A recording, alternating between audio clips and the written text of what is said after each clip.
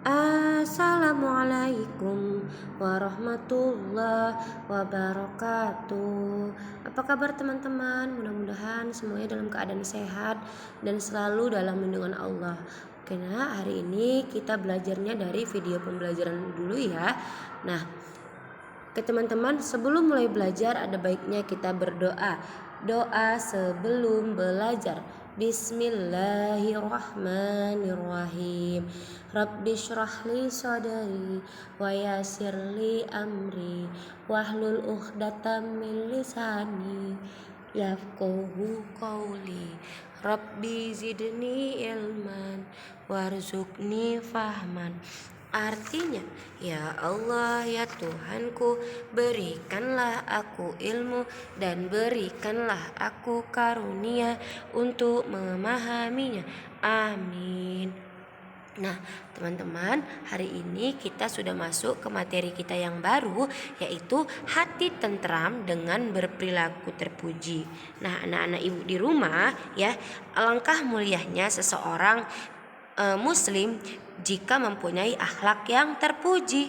Nah, kalau kita mempunyai akhlak yang terpuji, maka orang akan senang berteman dengan kita, bersaudara dengan kita. Kita tidak akan mempunyai musuh. Nah, salah satu contoh perilaku terpuji yang akan kita bahas pada materi ini adalah ikhlas dan selalu memohon pertolongan kepada Allah. Oke teman-teman, silahkan disimak video pembelajarannya ya, sambil kamu tuliskan kembali di buku tulis kamu apa yang sudah Bu Ulfa sampaikan pada materi hari ini. Nah, ikhlas. Apa itu ikhlas, Nak? Ikhlas artinya tulus hati atau bersih hati. Ikhlas juga artinya niat yang benar dalam melakukan segala sesuatu. Jadi mengerjakan suatu kebaikan dengan niat hanya kepada Allah ya. Nah, hanya amal yang ikhlaslah yang diterima oleh Allah Subhanahu wa taala. Jadi karena ikhlas itu menjadi syarat diterimanya amal. Sebaliknya, jika kamu mengerjakan sesuatu dengan tidak ikhlas, akan sia-sia dan tidak diterima oleh Allah Subhanahu wa taala. Jadi setiap muslim diperintahkan Allah untuk melakukan segala sesuatu dengan ikhlas. Ya. Nah, hal tersebut terdapat pada hadis ya yang bunyinya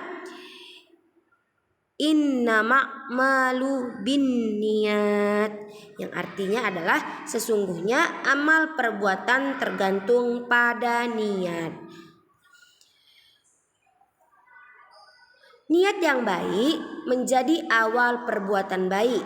Niat yang ikhlas akan mengantarkan pula perbuatan yang ikhlas. Allah tidak memandang kita dari rupa, dari harta ya, tetapi Allah melihat kita itu dari amal perbuatan kita. Nah, jadi balik lagi tadi, ikhlas itu artinya mengerjakan sesuatu kebaikan dengan niat hanya kepada Allah Subhanahu wa taala. Ya, untuk memperoleh ridho Allah, karena ikhlas menjadi syarat utama diterimanya amal perbuatan kita. Nah, dalam kehidupan sehari-hari ya, bisa kamu terapkan contoh perilaku ikhlas itu seperti misalnya pada saat melakukan ibadah sholat ya, lakukanlah ibadah sholat itu karena Allah Subhanahu wa taala. Kemudian pada saat mengerjakan tugas sekolah, kemudian ketika memberikan sedekah, kemudian pada saat sedang bekerja ya. Nah,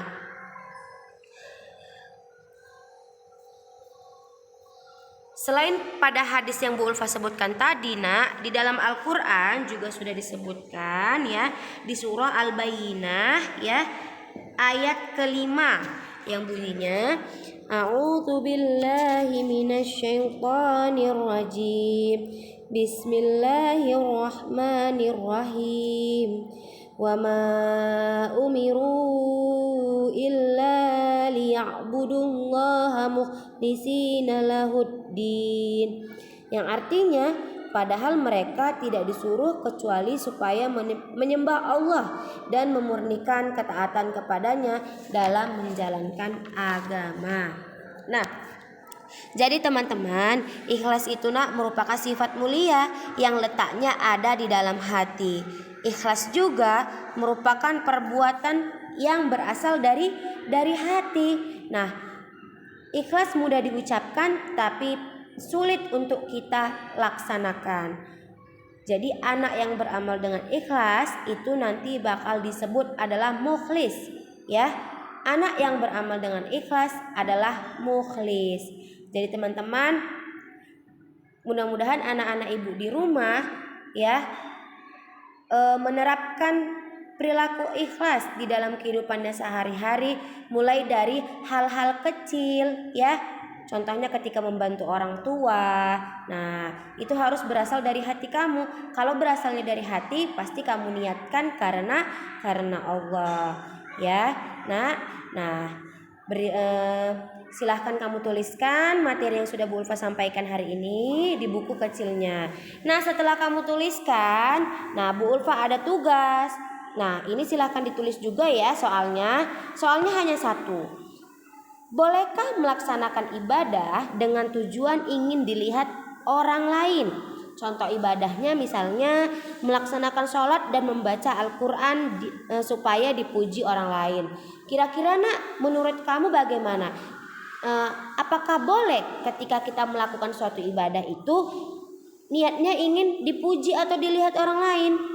Nah, silakan tuliskan jawabanmu di buku tulis kamu di bawah catatan yang sudah kamu tulis ya. Nanti pada saat bertemu sama Bu Ulfa akan menilai bagaimana jawaban dari masing-masing yang kamu tuliskan. Oke teman-teman, mudah-mudahan sampai di sini kamu paham dengan materi ikhlasnya dan bisa kamu terapkan di dalam kehidupan kamu. Insya Allah nanti ketika kita tatap muka, Bu Ulfa akan menjelaskan kembali materi ikhlas ini.